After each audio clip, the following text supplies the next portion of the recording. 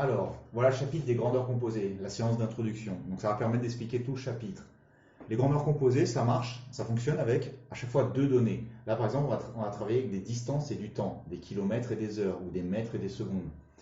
Des fois, on va vous demander de modifier l'une des deux données. Des fois, on va vous demander de modifier les deux données. Des fois, on vous demandera même, des fois, vous n'aurez même pas besoin d'en modifier aucune. Il faudra des fois faire des multiplications, ce seront des grandeurs composées produits, et des fois, il faudra faire des divisions, des grandeurs composées quotients. Mais c'est très facile. Regardez là, on me marque qu'il faut diviser des mètres par des secondes. Regardez, j'ai le signe entre le... En fait, on me demande d'exprimer mon résultat en mètres par seconde, et on me dit bien que, regardez, le signe à chaque fois, il va me le donner. Mètres, fraction, seconde. Donc, il faut que je divise des mètres par des secondes. Regardez, c'est très simple. Donc, c'est une donnée quotient. C'est une grandeur composée quotient. Alors, regardez, je vais le faire tout de suite là. 125 km/h, ça veut dire que j'ai 125, regardez, kilomètres en une heure. Regardez bien, on m'avait bien dit que c'était des kilomètres divisés par des heures. J'ai bien le signe là, kilomètres divisé par heure. Bah moi, on me demande de le mettre en mètres par seconde. Bah regardez, 125 km, je vais le mettre en mètres. Ça devient, vous utilisez un tableau de conversion, ou sinon, si vous savez le faire, vous faites directement 125 000 mètres divisé. Donc j'ai transformé mes kilomètres en mètres. Maintenant, il faut que je transforme mon heure. On me demande de le mettre en secondes. Bah, une heure, c'est 3600 secondes. Maintenant, vous prenez votre calculatrice, vous divisez 125 000 par 3600. Vous regardez combien ça vous donne. Ça donne à peu près 34,72 mètres par seconde. D'accord? J'ai arrondi au centième, mais bon, c'est pas le but de l'exercice, d'accord? Vous faites comme vous voulez. Ensuite, on me demande de transformer des mètres par minute en mètres par seconde. Pareil. Donc regardez bien, on me dit que c'est divisé, qu'on va diviser des mètres par des minutes. Donc ça veut dire qu'il fait 67 mètres en une minute. Très facile.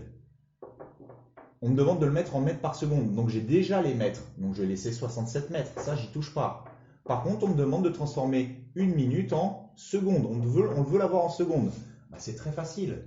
Regardez bien, une minute, ça fait en tout, combien de secondes? 60 secondes. Ça y est, je l'ai mis en mètres par seconde. J'ai transformé une minute en seconde. Prenez la calculatrice, vous regardez combien ça fait. 67 divisé par 60, ça fait à peu près 1,2 mètres par seconde. C'est un exercice très très simple.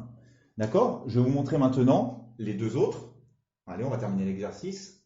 On me demande maintenant de le mettre en kilomètres par heure. Regardez bien, on me demande en kilomètres par heure, diviser des kilomètres par des heures.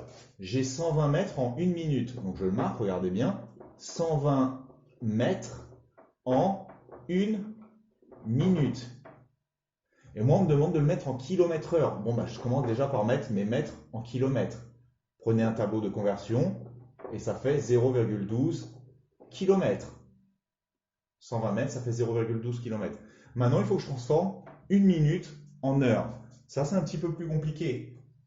En fait, quand vous descendez dans le temps, c'est facile. Quand vous passez des heures, regardez, il y a les heures, il y a les minutes, il y a les secondes. Quand vous descendez, c'est très facile. Ce qui est plus dur, c'est quand vous montez.